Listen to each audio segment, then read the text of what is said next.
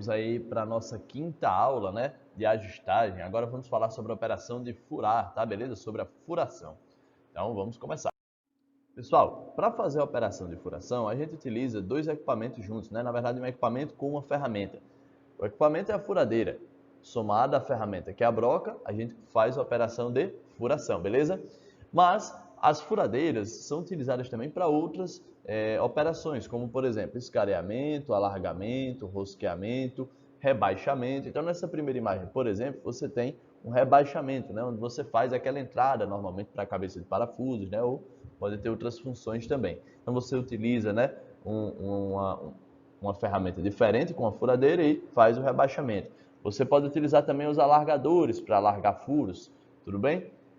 A gente consegue fazer esse careamento aqui, como está sendo mostrado nessa figura, certo? Então, no caso aí está mostrando já o furo escareado, né? Que é aquela partezinha que comporta a cabeça do parafuso e você tem um plano só na face, né? Da sua peça.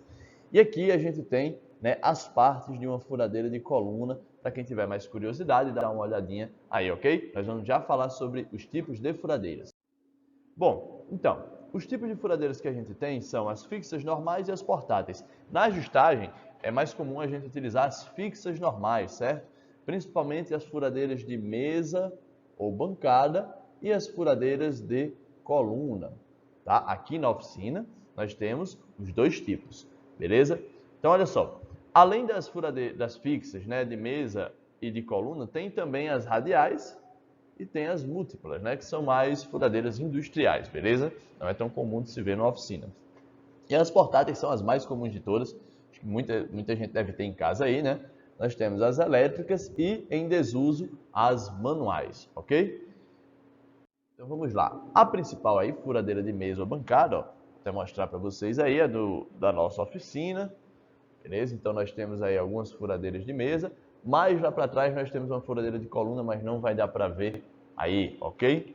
Então, olha só, também são chamadas de sensitivas, porque você consegue, quando está, né,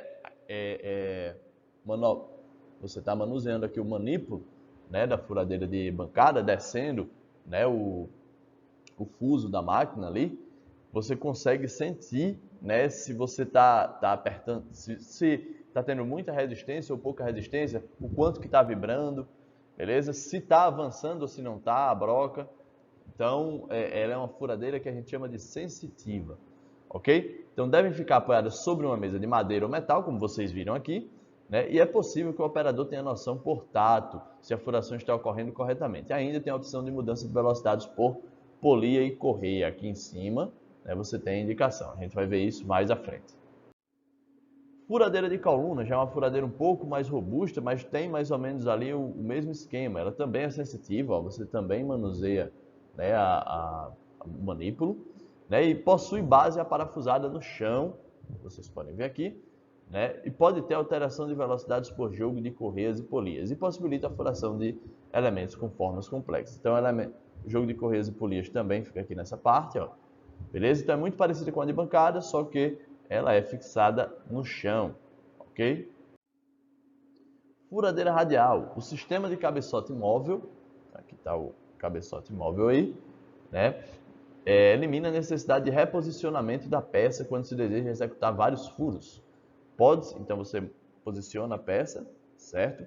Na mesa aqui embaixo, e você não precisa reposicioná-la, você pode manusear o cabeçote. Pode-se levar o cabeçote a qualquer ponto da bancada, diminuindo o tempo de produção. Recomendada para peças de grandes dimensões, a serem furadas em pontos afastados da periferia. Beleza? Então, uma furadeira aí mais industrial, um equipamento mais caro, ok? E aí nós temos a furadeira múltipla, né? Então, no lugar de um único fuso principal, você tem vários fusos, né? Isso vai possibilitar que você, numa única peça, você faça vários furos de uma só vez ou até mesmo em peças diferentes, certo? E aí essa é uma furadeira, como eu já falei, né, mais industrial, para produção em série aí de materiais, né, de peças, beleza? Você coloca aí várias peças posicionadas, a furadeira desce de uma vez só, faz vários furos, você vem outro lote de peças, vai lá, fura de novo e volta, beleza? Então é uma furadeira mais industrial. E aí você tem as furadeiras portáteis, ó. São as mais comuns de se ver e possuem uma infinidade de tamanhos e tipos e de potências. Elas podem ser manuais ou elétricas, conforme as imagens. As manuais estão em desuso. Que a gente pode ser que você encontre por aí, né? Mas isso aqui é mais fácil de ver no museu, certo? Hoje, né, a gente tem muito o uso dessas furadeiras parafusadeiras portáteis, né, com carregador, com bateria, beleza? Não tem um fio ali limitando o uso dela, beleza? E tem as furadeiras, né, também, pelo menos para mim, são mais comuns.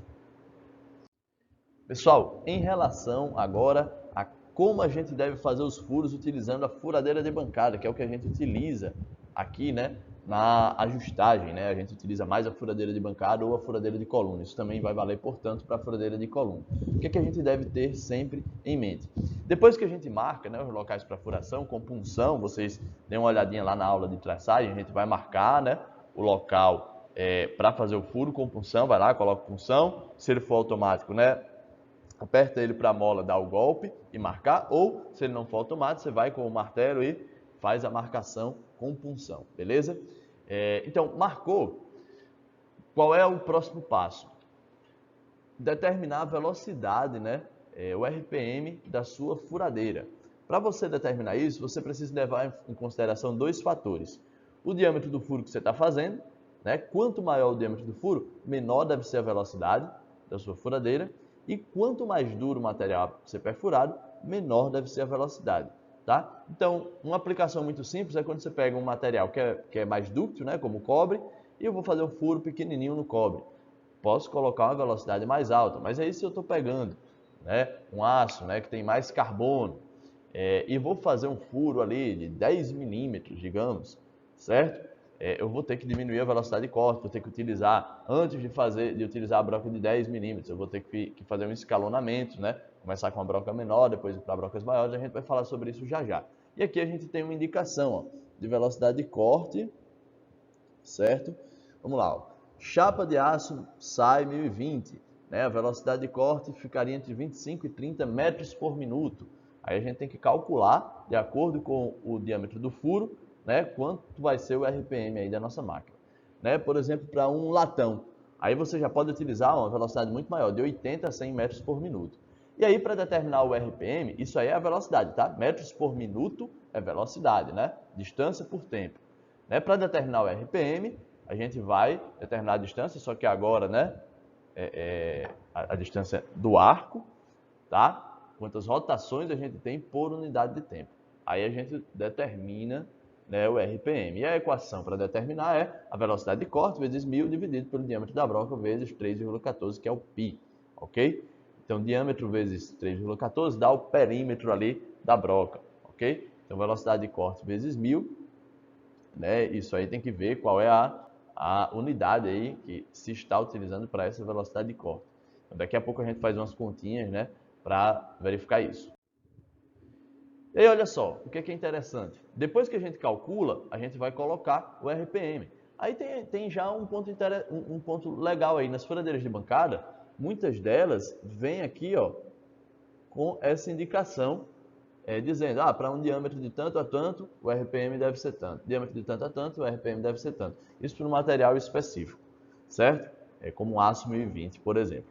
Então, você já tem um bom parâmetro ali de uso, sem precisar calcular nada, tá? Como a gente pode ver aqui, ó. Se você está furando aço, né, então aqui é o símbolozinho aí indicando aço, e o diâmetro que você vai furar é menor que 3 milímetros, pode utilizar 2.500 RPM por minuto, ok? Se você está furando aço com diâmetros de 6 a 8 milímetros, né, um furo de 6 a 8 milímetros, você pode utilizar 890 RPM, ok? Agora, se você está furando madeira, ó, que é esse caso aqui, e o seu diâmetro for menor que 4 milímetros, aí você utiliza os mesmos 2.500. E aí ainda vem a indicação de onde deve estar posicionada a correia, né, o conjunto, né, de correia e polias, lá na sua furadeira. Tá? Então é muito intuitivo, muito difícil de errar. Né? Coloca ela mais acima, dá os 2.500. Coloca ela mais abaixo aqui, ó, dá 500 RPM. Tá bom? Então aí tem um quadro indicativo bem legal, para você utilizar a furadeira debancada corretamente. Cada furadeira vem isso aí. Inclusive eu tenho uma dessa aqui, né? Ela vem lá, a indicação bem direitinho, mais tranquilo de trabalhar. Aí a gente também tem um indicativo mais detalhado, né? Tem essa possibilidade de consultar tabelas mais detalhadas, né? Para determinar a velocidade de corte, determinar a rotação da sua furadeira corretamente, beleza? Então, quem precisar consultar, deixo aí a tabelinha para vocês. Pessoal, vamos testar agora o aprendizado de vocês em relação à velocidade de corte. Digamos que você tenha, né, e é o que a gente tem normalmente, a velocidade de corte e o diâmetro da broca, e eu quero descobrir a partir disso qual deve ser a rotação da minha furadeira, tá? Então a gente utiliza aquela equação dos slides anteriores, né? RPM igual a velocidade de corte vezes 1000, dependendo da unidade, a gente vai ver aqui que nesse caso cabe, dividido pelo perímetro da broca, tudo bem? Então olha só, nesse caso aí nós temos que a velocidade de corte está em metros por minuto. Então, olha só, rotações por minuto, que é o que eu quero encontrar, né, da minha furadeira, vai ser igual a velocidade de corte, 30 metros por minuto,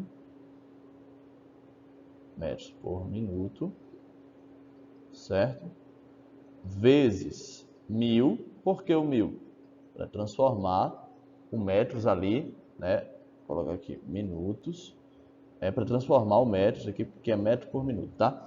Em milímetro. Então, a gente sabe que a cada metro a gente tem 1000 milímetros. Então, 1000 milímetros por metro. Ok? Beleza. Tudo isso dividido pelo perímetro ali da broca, né? Que nesse caso vai ser 18 milímetros vezes π. Por que 18 milímetros vezes π? Né? O perímetro aí de uma circunferência é dado por 2 vezes o raio vezes π. Né? 2 vezes o raio é a mesma coisa que o diâmetro. Então fica 18 vezes π. Isso aqui, inclusive, a unidade disso vai ser em milímetro. Desculpa aí esse milímetro meu aí, tá? Bom, então, galera, cortando aqui, né, o metro com 1 metro, vai sobrar aí 30.000 milímetros por minuto em cima. 30.000 milímetros por minuto, dividido por 18 vezes π, né? 18 vezes π vai dar 18 vezes π 56,55. 56,55 milímetros. Então, olha só, essa continha aí vai resultar em uma rotação por minuto.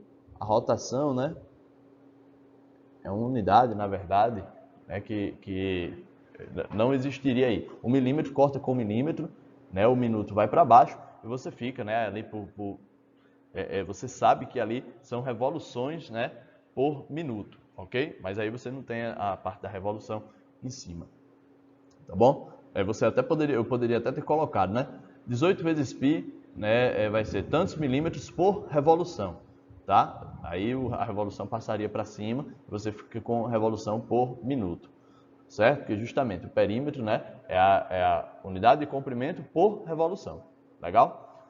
É o arco ali por revolução. Então, 30.000 dividido por 56,55, 56,55, vai me dar 530,5 revoluções por minuto. 530,5 RPM, né? Revoluções por minuto. Ok? 530,5 é um valor baixo. Por que deu um valor baixo? Porque 18 milímetros a broca tem. É uma broca muito grande, então a rotação vai ser mais baixa mesmo aí da sua furadeira. Legal? Espero que tenha dado para compreender. Vamos passar. E aí, como é que a gente vai fazer a operação de perfurar? Pessoal, primeiro passo é demarcar o local com um punção. Então a gente vai pegar o punção que a gente viu lá na aula de traçagem. Se ele for automático, como eu falei, né, é só puxar e dar o golpe, né, ele vai fazer a marcação, né? Ou a gente tem também a opção de utilizar o martelo, né, para um punção manual, ok? Então, primeiro a gente marca. Depois a gente vai prender a peça com grampos ou na moça. Aqui no nosso caso é mais a moça mesmo. Essa imagem aqui seria mais para um uso em furadeiras portáteis. No nosso caso aqui a gente prende com amostra. O que mais? Utilizar fluido de corte para lubrificar e resfriar a ponta da broca. O calor excessivo desgasta rapidamente o fio de corte. Muita atenção com isso aí, pessoal, certo? Existe até uma técnicazinha que a gente vai ver, né? Mas é interessante na furação utilizar o fluido de corte, né? Que eu até mostrei em outra aula aí, a imagem do fluido de corte aqui, né? É para vocês. E quando a gente for executar os furos, se ele for de grande diâmetro, né? A gente tem que começar por brocas de tamanhos menores. Então, olha só, para executar furos de grande diâmetro é recomendável fazê-los em etapas. Comece com uma broca de diâmetro pequeno, o qual guiará com precisão a passagem da broca maior. Se for necessário, faça em 3 etapas. Então, digamos que você tem um furo de 3 milímetros, precisa escalonar? Não. Um furo de 5 milímetros, precisa escalonar? Depende, né? Se você achar mais interessante para desgastar menos a sua broca, você pode utilizar, né? Uma broca de 2 milímetros, depois uma de 5, ou uma de 3 e uma de 5, tá? Mas a de 5 eu acho que você ainda poderia ir direto para ela. Mas a partir de furos ali de 8 milímetros, né? 9 milímetros, 10, você já escalona, ó, como está dado no exemplo aqui, ó. Se você vai fazer um furo aí de 10 milímetros, começa com a broca de 5, depois vai para a broca de 8, depois vai para a broca de 10. Assim você tem uma vida útil maior da sua ferramenta, ok? Lembrando sempre de utilizar também o fluido de corte e prestar muita atenção, né, na questão do tempo de furação. Se você está com a broca em contato, né? Estou ali na minha furadeira de bancada, estou girando o manípulo, né, minha broca está em contato, está avançando, mas muito lentamente, né, o fio de corte ali da broca já não está tão bom. Então, o que é que acontece? É interessante que você mantenha a broca em contato, né, com uma determinada força ali de avanço, velocidade de avanço, né, em contato com a peça por no máximo 20 segundos. Porque quando ela esquenta demais, você nota que ela vai perdendo o fio de corte muito fácil. Então, é necessário que a gente dê esse tempo aí, né, até para a broca resfriar, utilizar o fluido de corte também nesse sentido, ok? E aí, em relação à precisão dos furos que a gente faz, toda broca dá um furo levemente maior do que o seu diâmetro. A tabela orientativa abaixo apresenta a proporção dessa diferença de aumento de furo. Então aqui você vai ter a tabelinha, né, por exemplo, aí para um furo de 5 milímetros em metal leve macio. Qual é o aumento que você tem? 0,45 milímetros. Tá? Então é até uma porcentagem alta, né? Quase 10% do valor do diâmetro da broca. Tá bom? Então você tem aí esse aumento, né, dado pelo uso nesse material. Já se for um aço, né, duro, aí o aumento com a mesma broca, a broca de 5 milímetros já é de 0,12, né? É de 0,12, diminui muito aí, né? Vai para uma porcentagem muito menor, né, em relação ao diâmetro da broca. Antes era quase 10%, aí deve ficar o quê? Em torno de 3%, 2%, tá bom? Bom, e aí as brocas para usinagem de metais. Primeira, a informação primeiro que a gente tem, são barras de aço temperado afiadas numa extremidade, que ao girar, podem penetrar no corpo. Essas ferramentas podem ser fixadas em máquinas como tornos, fresadoras, furadeiras, etc. A gente aqui vai utilizar, né, nas furadeiras de bancada. São as mais comuns atualmente são as espirais ou helicoidais, né, com esse canal helicoidal que a gente chama, esse canal aqui, ó. Beleza? São as mais comumente empregadas para furar metais devido ao seu alto rendimento. E as brocas helicoidais têm 3 partes básicas. Né? Por que as brocas helicoidais? Você tem também brocas com canais retos, por exemplo, mas, como a gente viu, né, elas não têm um rendimento tão alto ou são para aplicações muito específicas. Legal? E aí, galera, quanto às brocas helicoidais, esses ângulos aí são os ângulos, né, da broca, né? São ângulos de interesse aí para a gente, certo? Principalmente, né, para afiação aí, o ângulo, né, de ponta, beleza? Então, olha só, ela é realmente, o perfil mostrado aí é realmente o mesmo perfil, né, da broca, tá? Aqui nós temos o perfil, né, frontal dela. Deixa eu ver se eu consigo.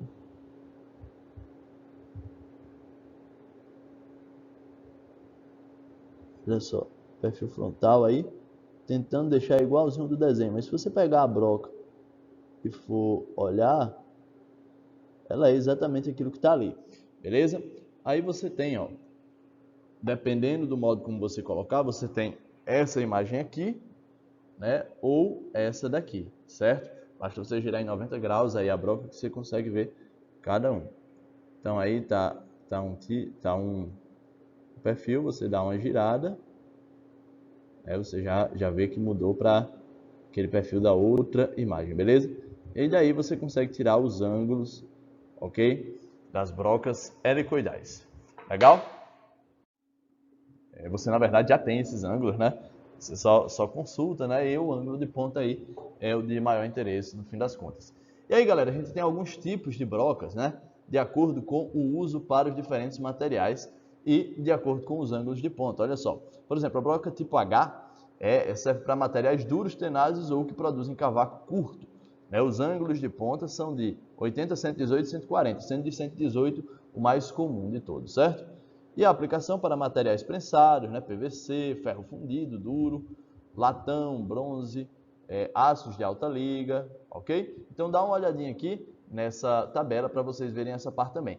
A broca tipo N é a mais comum aqui, para materiais de tenacidade e dureza normais, com ponta de 118 é mais comum, certo? Para aço de alto carbono e aço macio, ferro fundido, aço liga. Beleza? A gente termina utilizando mais. Bom, e para usinagem de metais, o que mais a gente deve saber sobre as brocas? Para conseguir fazer furações com bons rendimentos, é necessário que se saiba afiar corretamente. Então, existe aí o afiador de brocas universal, que é esse aí. Hoje já existem equipamentos mais em conta. Se você colocar aí no AliExpress, afiador de brocas, você consegue um afiador baratinho, com pouco rendimento, mas que vai funcionar aí para a maioria das brocas helicoidais. O ângulo de ponta das brocas normais é de 118 graus. Geralmente deve ser tanto maior quanto mais duro e tenaz for o material que é preciso furar, ok? Nesse sentido, é importante que na afiação das brocas as arestas cortantes tenham o mesmo comprimento e formem ângulos iguais em relação ao eixo da broca. O fio de corte aqui da broca, certo? Ele vai sendo perdido ao longo do uso da broca. Então, por isso que é necessário se afiá-la, para não perder a broca por inteiro. Você vai afiando e consegue ainda utilizar por um bom tempo. Para verificar os ângulos, existem verificadores específicos como esse daqui, ok? Broca, e aí eu tenho alguns exemplos aí para vocês de catálogos, Eu trouxe esses exemplos aí para a gente entender melhor esse mundo das brocas. Olha só, aí foi um exemplo retirado direto do catálogo, ó, informações importantes, canal helicoidal, haste paralela, Então, a fixação da broca pode ser com essa haste, pode ser com haste cônica também, com lingueta, a gente vai ver já já. E aí as informações aqui, ó, indicada para metais ferrosos e não ferrosos, para aumentar a vida útil da broca, recomenda-se utilizar fluido de corte para lubrificação e resfriamento, produzido em aço rápido. Então, a maioria das brocas são produzidas de aço rápido, mas é para aplicações mais comuns. Na indústria mesmo, as brocas mais interessantes são de metal duro. Então, aqui de lado, dessa daqui, por exemplo, tem HSS, tá? Então, aqui a gente sabe que é um aço rápido, ok? Série da broca normal, sentido de corte à direita, tipo de canal helicoidal, tipo de haste paralela cilíndrica, que é esse tipo aqui, ok? Embalagem, estojo de plástico. Então, isso aí é uma informação retirada de catálogo. Mais brocas aí retiradas de catálogos, Também de aço rápido, essa daqui, praticamente as mesmas informações, só que agora de outro fabricante, ó. Uso leve, indicada para série normal, corte à direita também, Ou seja, corte à direita, ela vai girar aí no sentido horário, E você nota que o canal dela é voltado de maneira que quando ela gira parece que a broca está subindo, É como se o cavaco fosse subir, certo? Girando no sentido horário. Tipo de haste também cilíndrica. Aqui, ó, já nesse outro exemplo, você já tem uma broca com cone Moss, com a haste cônica, beleza? Então você já coloca ela de uma maneira diferente, na sua furadeira. Aí ela tem também um revestimento, olha só, acabamento, revenimento a vapor preta. Aí por isso ela já é produzida também de aço rápido, ó, proporcionando maior resistência, durabilidade, mas ela tem esse revenimento a vapor, que retém melhor o fluido de corte, aumentando a sua vida útil. Mas a aplicação é a mesma, ok? E aí você tem também ó, as normas, conforme o qual elas são produzidas. Então, essas brocas aqui, por exemplo, essa daqui ó, é produzida de acordo com as recomendações da DIN 338, essa outra com as recomendações da DIN 345, e por aí vai. Então, como eu falei, as brocas de aço rápido, HSS, são muito úteis para aplicações simples de ajustagem, como é o nosso caso. Porém, na indústria, as mais utilizadas são as de metal duro, MD, tá? Por diversos motivos. Homogeneidade, elevada dureza, resistência à compressão e ao desgaste a quente, velocidades de corte podem ser até 3 vezes maiores, olha só, é bastante, né? A gente viu ali que as velocidades de corte para as brocas de aço rápido ficavam entre 30, né, metros por minuto. Aqui vejam só, a gente vai até 250, né? E para ferro fundido, né, que é esse fofo aqui, a sigla para ferro fundido, tem até 1000 metros por minuto, então é muito mais. A aplicação de ferramentas de metal duro exige máquinas com características de velocidade, potência, refrigeração e rigidez adequadas. Não é o nosso caso aqui, tá bom? Pelo menos não aqui na ajustagem, né? Mas a gente tem outras máquinas que poderiam utilizar sim brocas de metal duro. Legal? A furação pode ser feita sem pré-furo, né? Não possuem aresta transversal, menores forças de avanço, grandes espaços para cavacos e furos com maior exatidão, gerando valores de tolerâncias até IT7. Beleza? Tornando desnecessária a operação de alargamento. Né? Então, não é uma broca comum na ajustagem, mas sim outras operações de usinagem aí, mais complexas. E aí aqui eu vou dar outros exemplos, né, de brocas de metal duro, né, também retirando de catálogo, ok? Aqui a gente tem dê uma olhadinha aqui, tá? Assistindo o vídeo, dê uma pausa aí, para dar uma olhada aqui no que significa cada sigla dessa, certo? Então a matéria-prima, HSS, aço rápido, né? Vamos ver aqui metal duro, ó, MD, metal duro, né? Aço sinterizado, CPM, né? Revestimentos, tem nitreto de titânio, multicamadas, WDI, beleza? Tipo de haste cilíndrica, tolerância da fixação térmica, tá bom? Então, tem vários tipos aí, aqui vocês vão dando uma olhadinha. Então, se eu pegar, por exemplo, essa broca, lá num determinado catálogo, né, eu olho aqui, ó, ela é MD. MD é broca de metal duro. WDI, o revestimento, né? H8, a tolerância, 30 graus aí, deve ser o ângulo da hélice. E, bom, então aí vocês vão dando uma olhadinha, né, para entender melhor essa questão, né, das brocas de metal duro. Essas daí acho que são da OGS. Ok? E aí a gente ainda tem outras brocas, né? Tem broca aí com inserto intercambiável, né?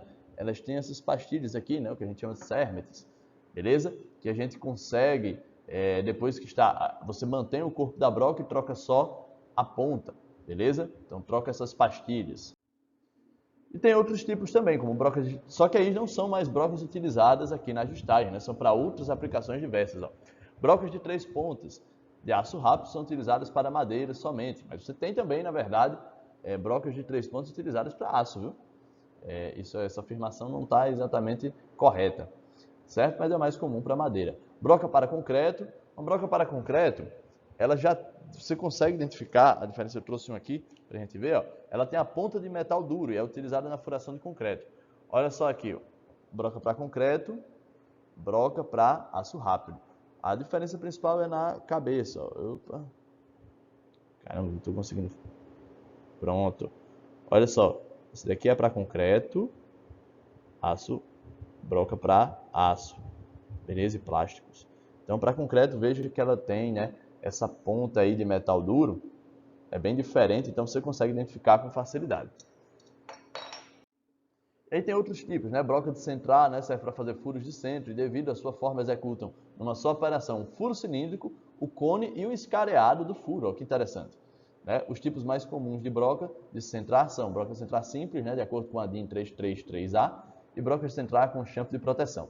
Tem broca serpentina também, utilizadas para madeiras, broca cháter, né? Utilizada também para furação de madeiras, broca serra-copo, né? Muito utilizada em instalação de ar-condicionado, para fazer furo em plásticos, para fazer furo em aços também. Dependendo do material de que ela é feita, né, ela pode cortar diferentes tipos de materiais. Uma broca bem versátil, mas depende do material de que é feita. Para fixar as brocas, né, a gente já está terminando, a gente tem aí os mandris, né, com 3 castanhas, muito mais comuns, né, onde a gente tem que utilizar a chave de mandril, né, que a gente vai aqui na lateral e aperta o mandril. Na aula prática eu vou mostrar sobre isso. E a gente também tem, né, os mandris com aperto manual, né, as furadeiras parafusadeiras normalmente vêm com esse tipo de mandril aí. E você tem também a fixação das brocas através de pinças, né, que também é são utilizados aí para fixação, por exemplo, de fresas, né? Então, pinça estacionária, pinça push-up, pinça drawing. Bom, são alguns tipos. Beleza, galera? Ficamos por aqui. Essa aula foi muito mais comprida do que eu esperava, desculpa aí, certo? Mas acho que deu para a gente entender mais sobre esse mundo aí da furação. Valeu!